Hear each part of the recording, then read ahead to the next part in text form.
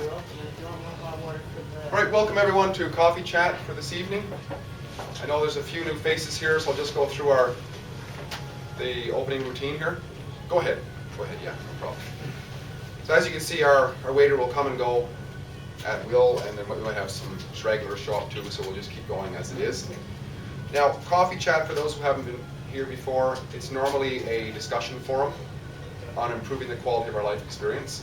Sometimes we have a guest speaker, as we do this evening, which will be similar in a way because he'll speak for probably half an hour or so, and afterwards we can have a question answer and discussion on the topic that he's going to talk about. So that's the general purpose. Overall purpose is to somehow, if we can relate our speaker's topic to how knowing what he's telling us or learning about it can help to improve the quality of our life experience. And the intention of the event is to have a positive experience for everybody involved. How we do this, once again, through discussion. Hey there. Make yourself at home, have a seat anywhere down there. We're just getting going now. We'll have a presentation, and then we'll have a moderated discussion afterwards. We generally have introductions, but when we have a speaker, it's a little bit cumbersome to do that. So what we'll do is hopefully have some meet and greet time at the end, although we do have to be out of here by 9, so where we can get to say hello to each other, because it's also, these events are a good opportunity to meet like-minded people as well, right? So our presenter this evening is Ron Mills. And he has spoken for us before, a little over a year ago, about banking. And that drew quite a bit of interest both here and on the YouTube channel. He is a former theological student, and he has been a pastor of several churches for 11 years. And he has worked also as a building technologist. In discussions with Ron, I realized he's a very passionate man about certain issues where he feels that there might not be as much justice as there could be coming through. And he wants to share something that he calls mental engineering with us tonight. I'm just going to throw out the question there to get our minds going. Does anybody ever notice, like I have before, that we get messages in schools and media and from politicians and so on where we go, who cares about this? Why are we being taught this? Well, somebody must care, though, if we're being taught, and it's not us necessarily, but there might be a message or a reason behind it. So tonight Ron wants to share what he knows about something he calls social engineered mind. I hope I got that right, and I hope we can find a way that knowing about this a little bit more can help improve the quality of our lives. One last thing I want to point out is normally Coffee Chat is always a free event, although the restaurant sure appreciates us chipping in where we can.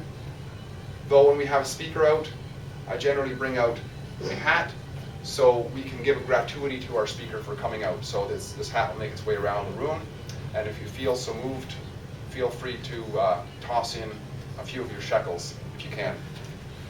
So welcome, Ron, and we will enjoy Ron's presentation here, I hope. Oh, and by the way, you spell million this way. Okay. Set that down there somewhere. Out of the way for Ron. Is this okay then, Ron? Yeah. Okay. Some churches that I came from, that wouldn't even be a joke.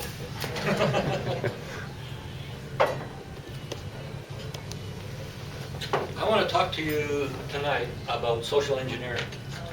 And what I want to do is give you some examples. And be honest with you, if I was to tell you all the things that have been socially engineered into us, you would probably throw me out because it would be so politically incorrect. Every one of us has experienced social engineering. Social engineering begins the day you're born. And the media has taken social engineering to an entirely new level. In subtleness, hard to detect, and boy, what's the word I'm looking for? Permanence. So, let me get started here. What I want to do towards the end, as I go through this, I want to show you 5 techniques that are used in social engineering. Because if you can recognize what's being done to you, then you have a defense against it. If you do not understand what's being done to you, you're totally defenseless against it. Okay? So let me begin. I met my wife at the University of Victoria, and to quote Timothy Leary, we tuned in, turned on, and dropped out. We became a part of the hippie movement, and I became a drug addict and an alcoholic because of it.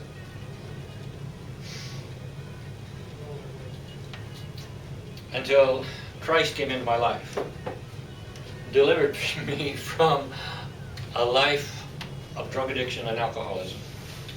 Then we became part of the Latter Rain movement, then the Charismatic movement, then the Word of Faith movement, then the Toronto Blessing movement, and then the Apostolic Reformation movement. And that's why I want to talk to you about social engineering. You see, it doesn't matter if you read the Bible or the Bhagavad Gita. If you read it with socially engineered minds and eyes, or it's taught to you from someone who also is socially engineered, you're going to get a socially engineered interpretation. There's no way around it. You put on rose-colored glasses, everything's going to be colored rose. So it behooves us to deal with the social engineering in our lives so that we can understand the reality that is around us.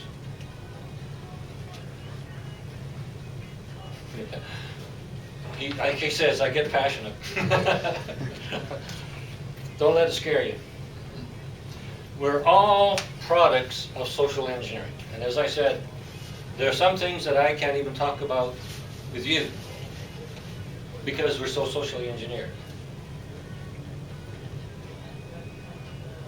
Let me use the hippie culture as a classic example of social engineering. And it was socially engineered by the United States military intelligence community. Contrary to popular opinion, the hippie movement was not an anti-war movement.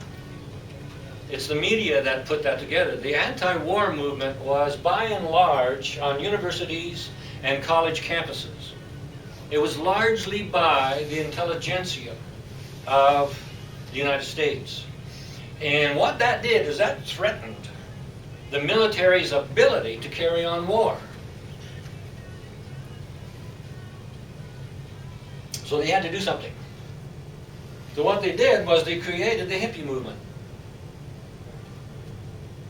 to discredit the anti-war movement. In the mid-1960s, there was a large group of musicians that assembled in Los Angeles. Contrary to popular belief, the hippie movement did not begin in San Francisco. It began in Los Angeles in a place called Laurel Canyon, where all of these people gathered together. A large percentage, in fact, the overwhelming majority of them were children of the military intelligence community. Interesting, eh? Two of them, one admitted basically that he was a black ops operator in Vietnam before the war. And what the black ops did in Vietnam before the war is they created destabilization to create the atmosphere for war. They would go into a village and they would basically shoot everybody in the village. They were trying to create a destabilization. That was prior to the Gulf of Tonkin incident in the early 60s. And one of the people who we consider it today still a fabulous musician was part of that black ops. And suddenly he turns up in Laurel Canyon. I'm talking about Stephen Stills. The Byrds, Crosby, Stills, and Nash. Crosby, Stills, Nash and Young, Stephen Stills. John Phillips the lead of Mamas and Papas was Black Ops in the Congo at the time of the overthrow of Patrice Lumumba. The capture, torture, and assassination of Patrice Lumumba, who was an elected left-wing leader, president of that country. But you see, left-leaning governments, that doesn't fit well with the American foreign policy. John Phillips was in the Congo at that time. Evidence is he was Black Ops. Here he is leading the Mamas and the Papas. Here's Stephen Stills on the radio singing all these hit songs of the 60s and 70s. Pretty interesting. So here were all of these musicians who were sons and daughters of the military intelligence complex, and many of them were families or children of families that wielded extreme power in the United States. Hippies. We're talking hippies here. Mixed in them were the young stars of Hollywood. They called them the Young Turks. Nancy Sinatra when she was young. And some of the other names that today, are firm, established actors in Hollywood.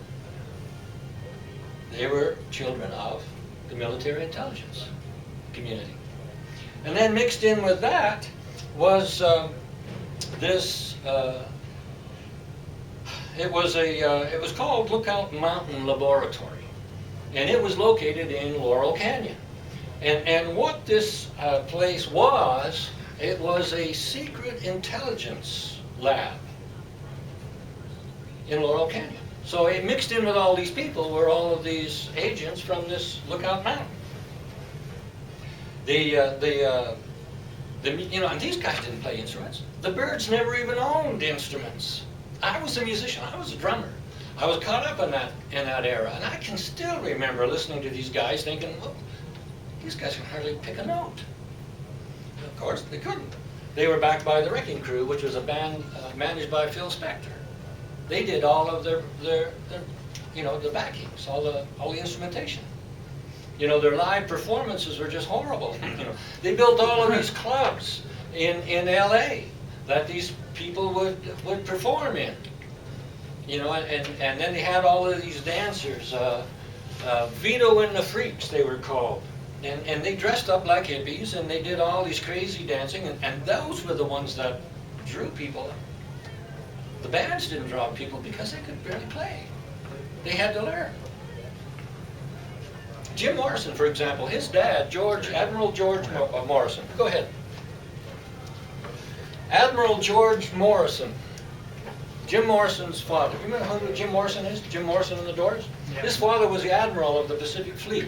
He was the one who was responsible for the Gulf of Tonkin incident. So here's his son, who was a collegiate kid, clean-shaven, suddenly turns up in Laurel Canyon.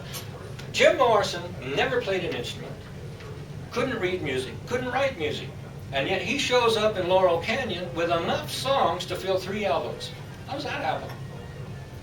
How does that happen? You can't read or write music and you can't play an instrument. How do you come up with enough songs to fill 3 albums of the Doors? Good question. Let me give you a quote from Jim Morrison. "He who controls the media controls the minds." Jim Morrison knew what was going on. He knew he was part of a Black Ops operation that was designed to socially engineer a generation. And the purpose of it was to deflect, let me put it this way. The military knew that there would be a backlash to the Vietnam War. Does anybody know what the Gulf of Tonkin incident was? Okay, where the U.S. Navy made up an attack, a torpedo boat attack by North Vietnam, which never happened. They made it all up, and that gave the excuse to dramatically expand the war. They began bombing North Vietnam. The number of troops went from 25,000 to 250,000, and the war began. And it went on till 1975. This was 1965. This was in April 1965. Lo and behold, August 1965, here's Jim Morrison, and here's the Doors, and here's all these bands, and here's all these actors, all of them children of the military intelligence establishment. Go figure. None of them could play. None of them had sung. Some had sung in a couple of, I think the Mamas and Papas, Cass Elliot, I think that's sung in a band called the Mugwumps. They were nobodies.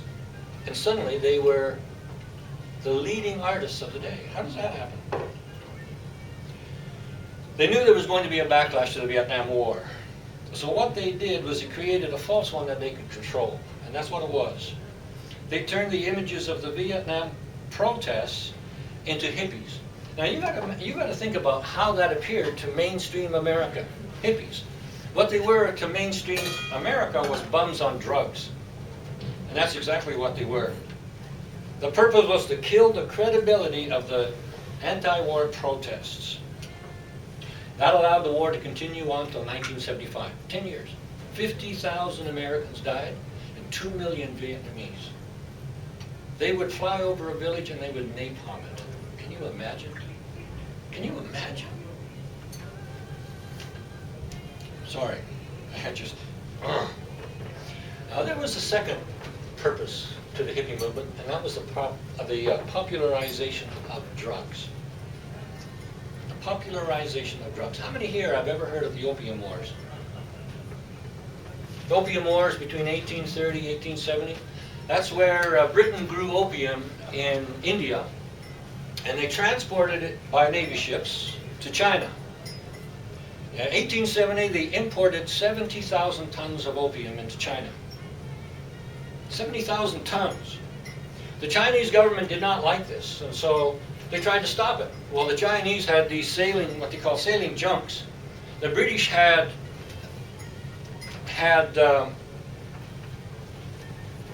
modern battleships of war. Well, the Chinese didn't have a chance. The British would just sail up the rivers and blow up whatever they wanted to blow up. The Chinese could not stop them. That's where the phrase gunboat diplomacy came from. Did you ever wonder why the British kept a regiment in Khyber Pass? So that bandits couldn't steal the opium. So they strung out an entire country. Those were the Opium Wars, 1870. How many of you think that maybe the Americans might have tried bringing opium into the United States? Why do you think Harriman hired 120,000 what they would call Chinese coolies into the United States? They had a black population that would have loved to work for money, because 115,000 of them were addicted to opium. That was their attempt to try and bring opium into the United States. Well, it didn't work. But there was a strategy that would work. Can anybody name what it's called? Can anybody here think of what it would be called? Social engineering. Social engineering. They used the hippie movement to introduce drugs into the United States. Eventually, China, legalized it because they couldn't stop it, so they legalized it and took the cut. And that's exactly what's going on here today. Legalizing marijuana so the government can take a cut. Now, I don't know what you think about marijuana, but a regular marijuana user will not usually make over $30,000 a year. Now, that went over real big. I didn't see that. I told you there's some things I can't talk about because we've been so socially engineered. I would recommend reading Dave McGowan's book, Weird Scenes Inside the Canyon. He goes into a lot more detail. A lot more detail. I mean, we'd be here all night if I tried to bring all the detail up. Do you remember ads in the 50s? Of course you know. I saw one the other day. I could not believe it. What they did was they took radioactive dust. They were advertising facial cream. They took radioactive dust and put it on this actor's face, and then took a Geiger counter. See how much dust there is on his face? And then they would wash it off with cold cream, Now see how much dust is on it? Can you believe that? Wow. Whoa. Those ads, Santa Claus telling people to give cigarettes for Christmas. Doctors, people, actors dressed as doctors. More doctors with MD in bold red letters. More doctors smoke Camels than any other cigarettes. The Marlboro Man, anybody remember him? The men could identify with that. Man, that was manhood. If you had a Marlboro, I'd be a man. That's the message that was sent. Today, cigarettes cause more deaths than all other causes of death combined. Think about that. Think about that. Cigarettes will take between 8 and 20 years off your life. Think about that. So that some companies can make a profit. Today, the average child will spend 45 hours a week in front of the television, or in screen time, that's what they call it, in front of TV, internet, Facebook, and so forth. And you know, when people say, you know, the media is dumbing us down, I don't think they're dumbing us down. You know, 75% of 17-year-olds can tell you what city the zip code 90210 is. There's some people laughing because it's a TV show. Kids know who Kim Kardashian is, but they don't know who John Diefenbaker is.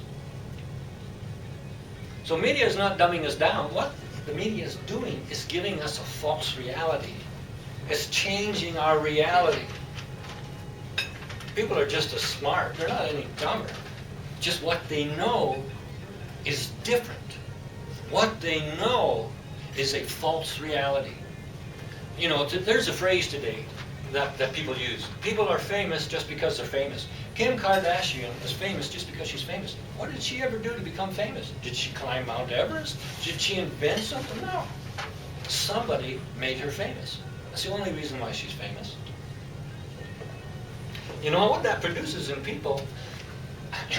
You know, when I was a kid, if you asked, you know, preteen, what do you want to be when you grow up? They'd say, oh, fireman, you know, I'd like to have a nice house and raise a family. You know what preteens will tell you today if you ask them what they want to be? A celebrity. They want to be a celebrity. What does that do? They're never going to be a celebrity. But what does that do to the human consciousness? It creates a dissatisfaction with who they are. That's why there's been such a rise in motivational speaking in the last 20 years. Because people feel bad about themselves. I'm not what I should be. Yes, you are. You've just been programmed to think you're not. You've been socially engineered to think that you should be something other than what you are. That's crazy, isn't it? But that's exactly what's happening.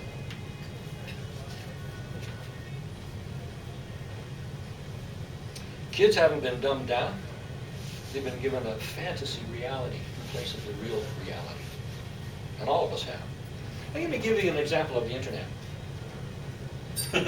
Pink Floyd had a song years ago, and the chorus went like this.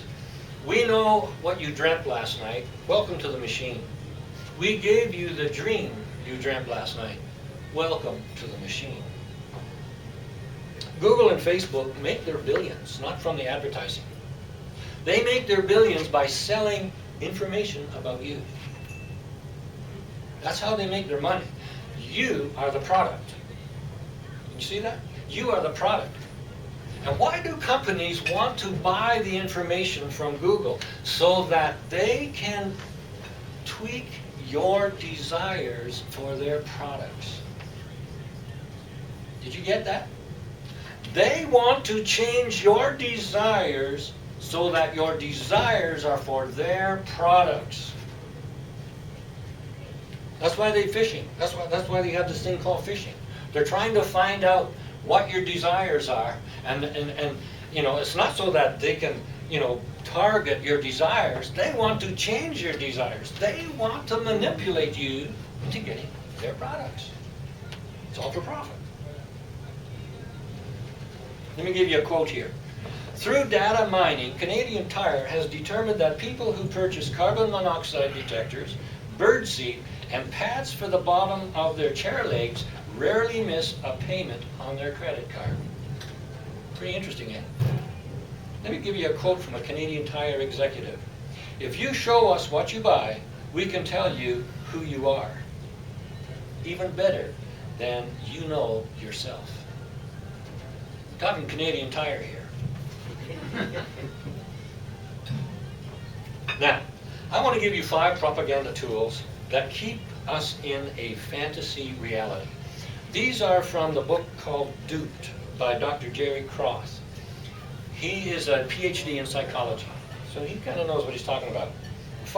The 5 tools of propaganda are these: reframing, repeated affirmation, imitative learning, distraction and denial, and classical conditioning. And I'll go through each one of those. First of all, we have reframing. It's called newspeak or doublespeak. That's how we see it. Reframing. And all reframing is really is making bad things sound good. We hear it all the time. I'll give you some good examples. George Bush weakened the rules on river pollution and called it the Clean Water Act.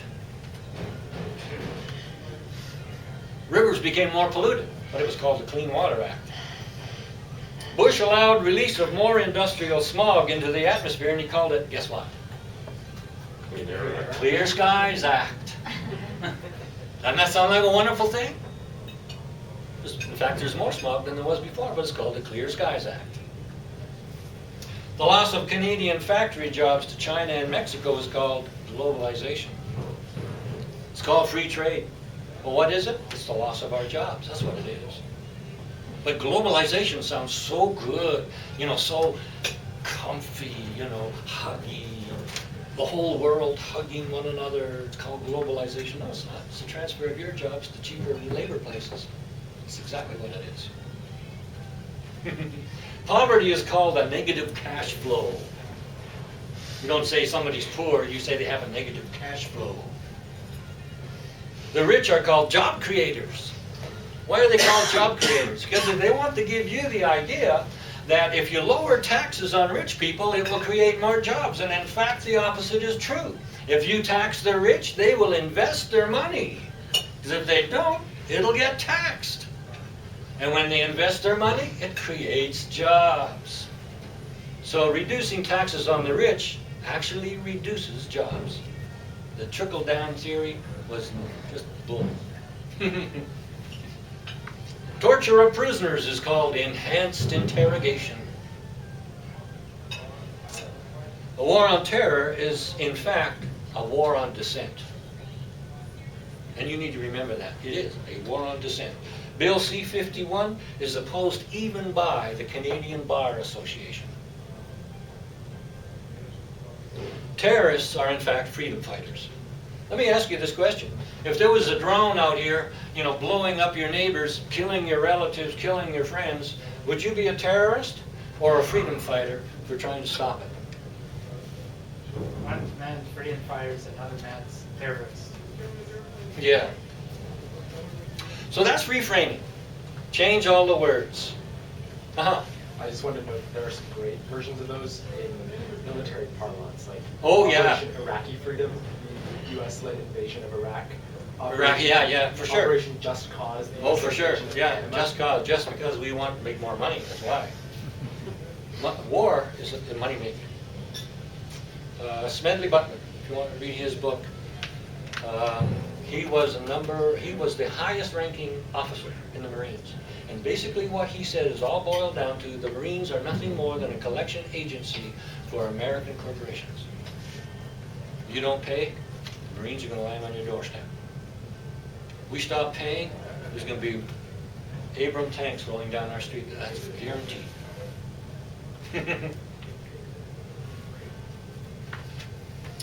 So that's reframing. The next one is repeated affirmation. Saying a lie over and over and over using an authoritative figure to say it. For example, if you heard 2 + 2 = 5, and you heard it from Stephen Hawking, you'd begin to think, well, maybe 2 and 2 is 5. Or some Nobel laureate, saying 2 and 2 is 5 over and over and over, you'd begin to think 2 and 2 is 5. That's how you do it.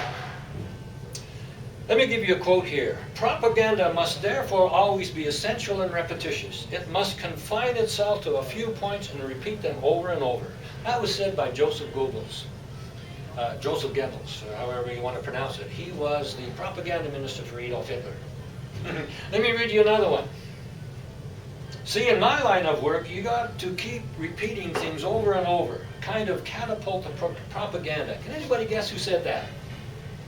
George W. Bush. George W. Bush. Let me give you some examples. The progression of the delusion that Iraq was involved in the 9/11 bombings and was developing weapons of mass destruction. That was what was being sold on television, okay? Richard Perley, who was a political advisor, he was on TV 187 times. Paul Wolfowitz, who was the U.S. Deputy Secretary of Defense, he was on TV 180 times.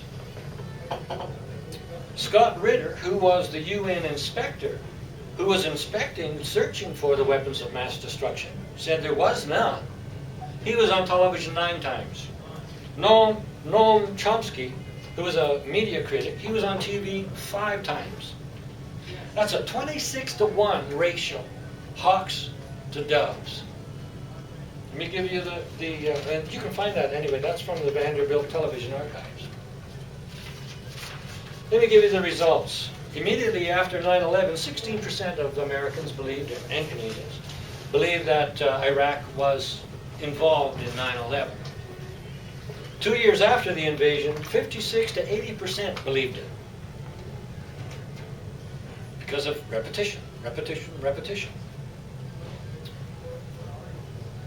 3 years later, George Bush was asked in a news conference, and you can find it on YouTube, the video's there. He was asked by a reporter in a news conference, what did Iraq have to do with 9/11? You know what his answer was? Nothing. Nothing. Iraq had nothing to do with 9/11. They knew that all along. It had nothing to do with 9/11. When you tell a lie with using authoritative figures over and over and over, you will change people's perception from 16% to 80%. The soldiers in Iraq, 90% of them believe that Iraq had something to do with 9/11. The result, between 100 and 600,000 deaths, Iraqi deaths. You know, and the consequences of delusion is repression and denial. The media never shows us the suffering we're causing, and we are causing it. There are Canadian troops over there now bombing Iraqis. And the government repression of dissent is another result. Government repression of dissent. That is what Bill C-51 is all about. I'm going to be honest with you here. I used to be a card-carrying conservative, and they phone me still. Do we have your support? You know, and I'll tell you what. They phoned me the last time they phoned me. I said, no, you don't. I said, you take that Bill C-51 off the table, and you might have my support, but you don't have my support. That's nothing but an invasion of privacy. I doubt very much they'll ever phone me again. By the way, I'm not a card-carrying conservative anymore. So that is repetition, over and over and over. Number three, the third tool that's used in propaganda, in mind control, is imitative learning. And I'm going to spend a little more time on this. Imitative learning, because that is where the media is strongest. Imitative learning. I want to talk to you a little bit just about what's called mirror neurons and sewing. Mirror neurons and sewing. You know, there's this phrase they use in psychology terms, and they call it nose pullers and foot waggers.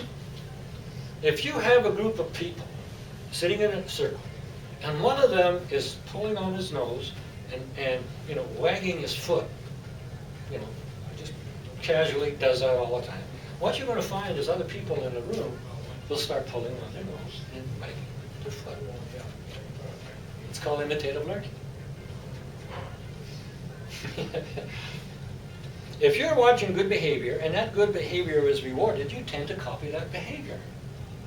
For example, a boy sees another boy helping an elderly lady cross the street, and he gets an ice cream cone as a reward. The boy who saw that will tend to want to do that. See? If you're if you're sewing, there's certain parts of your brain, certain neurons in your brain will light up. You're sewing, okay? And you know, they put a scan on your brain while you're doing that. They'll see certain neurons will light up. Now, if you're watching someone sewing, those same neurons will light up. That's imitative learning. You learn by watching. You tend to do what you see. You know, for example, the boy, when you see good behavior rewarded, you tend to copy that behavior. The same is true of negative behavior. You know, if a boy sees another boy kick a dog, and there are no bad consequences for kicking that dog, that boy who saw that will have a tendency to kick dogs. So bad behavior with no consequences tends to be copied, just as good behavior that's rewarded. Amen. That's a law of psychology. I'll give you a good example. How many of you know the show Gone in 60 Seconds? Gone in 60 Seconds, yeah. You know, where they steal cars. And, you know, Nicolas Cage starred in it. You know, they'd steal a car, you know, and then they'd go park somewhere. Nicolas Cage got the car, and then he got, you know, Angelina Jolie too. You know, he got rewarded for stealing cars. You know what happened in Burnaby the weekend that show was shown? Car theft went up 60%. Interesting, eh? Car theft went up 60%. The weekend, 60 Seconds was shown. Gone in 60 Seconds. That's imitative learning. I want to talk to you about the Cosby Show, because it's relevant to what's going on today. The Cosby Show ran from 1985 to 1992. It was the most watched show on TV for 5 years. Bill Cosby is black, by the way. It's a black family. In the show, he's a doctor. His wife is a lawyer. And the kids are college bound. Okay? There's no morals. No morals. There's no drugs. You know, the show is moral. You know, there's no immorality. You know, they're not messing around. And the children study hard and are obedient to the parents. Interesting, eh? Coretta King, who was the widow of Martin Luther King, said the Cosby Show was the most positive portrayal of an African-American family in the history of American TV. Bill Cosby has a PhD in education, so he knew what he was doing. He understands learning, and he wanted to raise the quality of life for African-Americans. Okay? Now, I want to say something here. Here's defamation today. You know, all these stories you hear about, you know, he's committing adultery and all that stuff. You need to understand there's something going on here today. It's a new war on the blacks. And I want to talk about it. And the idea is to create destabilization, to splinter one group against another. The powers that be are trying to pit white America against black America. And how they're doing it is with hip-hop. But I want to show you the difference here. Okay, now, we just looked at Bill Cosby Show and how positive it was. What a positive imitative learning situation that was for black America. Okay? Now, let's talk about hip-hop and imitative learning. First of all, you need to understand, in 1900, the media portrayed blacks as hideous, obscene, brutal predators. Okay? This was what was being presented to America in 1900. 1996, Bill Clinton signed into law the Communications Act. The Communications Act deregulated communications so that any company could buy anything. Today, all what we see, hear, and read is owned by 6 companies. 6 companies. Okay? Before 1996, when Bill Clinton signed that into law, hip-hop was largely political and artistic. Political and artistic. After 1996, hip-hop began to resemble the black stereotype of 1900. Interesting. Why is that? Because 4 large conglomerates bought up 40 hip-hop labels, okay? We're talking white companies, companies owned by whites. They excluded the political and artistic and increased the sex, violence, and obscene for profit. Let me give you an example. 50 Cent, the hip-hop group. Here's the words. Keep thinking I'm candy till your effing skull gets popped and your brain jump out of the top like a jack-in-the-box. In the hood, summertime is the killing season. It's hot out this bitch. That's a good enough reason. Just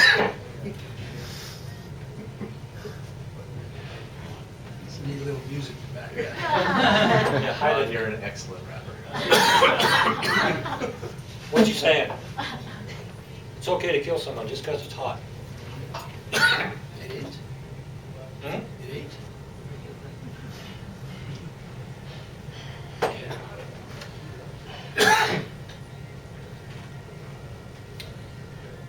Excuse me. Lil Wayne like a lollipop. Full of gambling, drugs, promiscuity, fun, and glitter. Something to emulate. The lyrics are obscene, sociopathic, violent, and promiscuous. Excuse me, I'm having a trouble here. It encourages thievery, pimping, and drug addiction. Why? Well, because hip-hop is a white man's industry. That's not the language of the inner city. It's the language of white businessmen. All major hip-hop artists are under contract to white businessmen. 40% of the CDs that are sold today are hip-hop CDs. And most of it is sold to white boys. And the artists get about 10%. Hip-hop is the corporate sale of racism today. They're making racist images of black people and profiting from it. For profit. But there's a deeper, a broader application. And it's like what I said. It's a prelude to waging war against the blacks. It's a prelude to waging war against the blacks. It's a mechanism for dividing whites and blacks against each other. Okay, let me talk here now about the effects of the positive and negative role models, the difference between the Bill Cosby Show and hip-hop today. The Huxtable effect is what it's called. SAT scores for an African American went up during those years. In 1990, over 75% of black males graduated from high school. Enrollment in the Morehouse Black College went up 37%. Now, let's compare that to the Lil Wayne effect. SAT scores have gone down. In 2010, only 47% of black males graduated from high school, from 75% in 1990 to 47% in 2010. Down from 75%. Male incarceration has gone up 50% since 1990. 50%. What are we talking about? Imitative learning. We're talking about the effects of social engineering. Hip-hop is socially engineering young black males especially, into prison. Okay, number 4, distraction and denial, and I'm not going to spend too much time on these. Oh my goodness, a little overtime. Coca-Cola, Save the Bears ads. Ever seen those? Save the polar bears. They have a little polar bear on their cans, you know. Seems like Coca-Cola is environmentally friendly, doesn't it? Working to save the planet. In reality, Coca-Cola produces about 25 million plastic bottles per day. And each one of them takes 750 years to decompose. Now, after repeated pleas, Coca-Cola now recycles 10%. Boy, they're environmentally friendly, aren't they? Distraction and denial. What's Coke doing? Distraction. Put little polar bears on their cans so you think they're environmentally friendly. That's the only change they made. 25 million plastic bottles a day that can't be recycled. The Haitian earthquake killed 250,000 people. Okay? Right at that time, Whitney Houston died. She got twice as much coverage on TV as the Haitian earthquake. Lance Armstrong's doping scandal got 3 times the coverage of the Haitian earthquake. Denial, distraction. News anchor Diane Sawyer, makes $1 million a month. She makes double in a month what Barack Obama makes in a year. What's her purpose? Why does she get paid so much? Her purpose is to entertain you with the news. News is entertainment, but worse than that, news is social engineering. Number 5, classical conditioning. McDonald's is the largest owner of playgrounds in the U.S. with over 8,000 playgrounds. Why? Because states are formed between 4 and 8. A McDonald's burger in reality is only 12% meat. The rest is 49% water and 39% connective tissue, cartilage, bone, blood vessels, that kind of stuff. Yeah. What's the word? What do you think the first word is spoken by most American children today? Anybody guess? McDonald's. McDonald's. Why?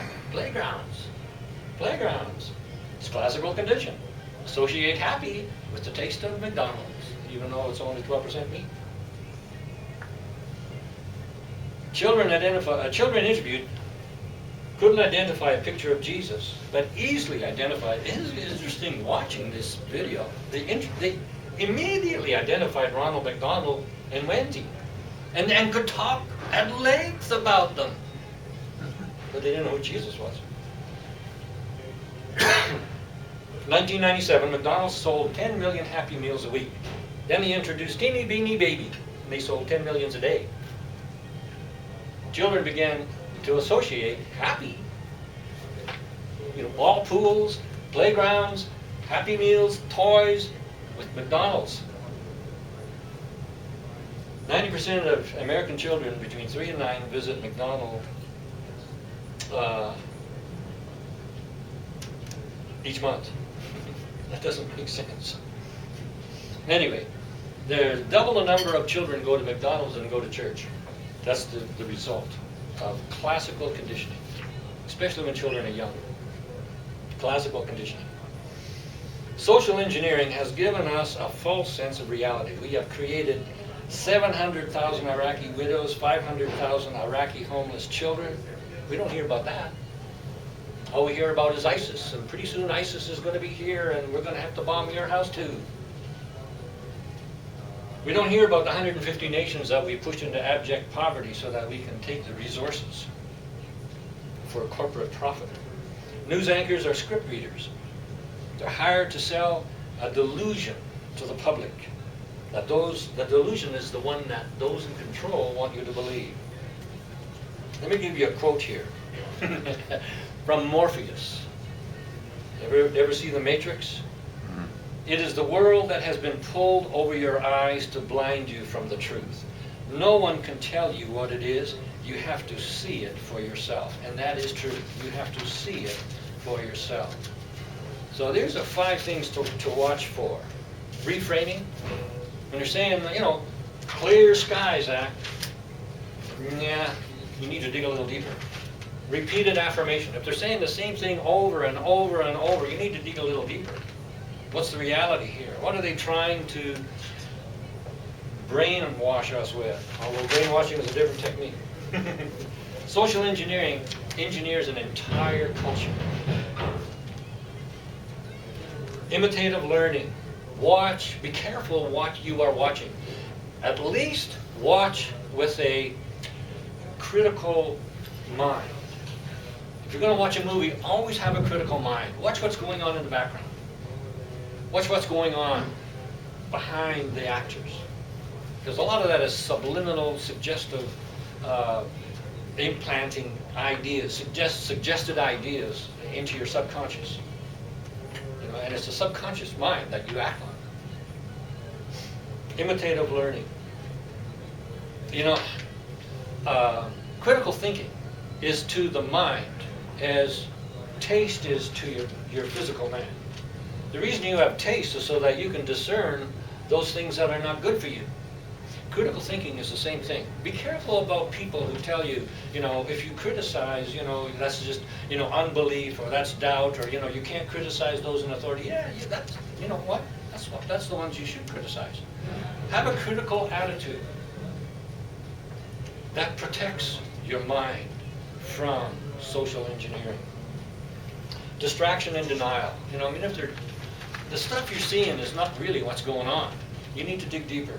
And then classical conditioning. You got to be careful about this stuff. You know, the Happy Meal is a classic example of classical conditioning.